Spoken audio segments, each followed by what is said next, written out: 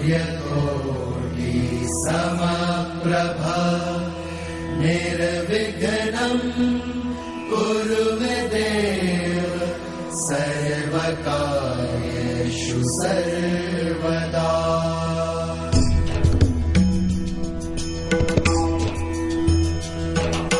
सर्वमङ्गलमाङ्गल्ये शिवे सर्वार्थसाधिके शरण्ये त्र्यम्बके गौरी नारायणी नमोऽस्तुते नारायणी नमोऽस्तुते। या देवी सर्वभूतेषु शक्तिरूपेण संस्थिता नमस्तस्यै नमस्तस्यै नमस्तस्यै नमो नमः नमस्तस्यै नमो नमः।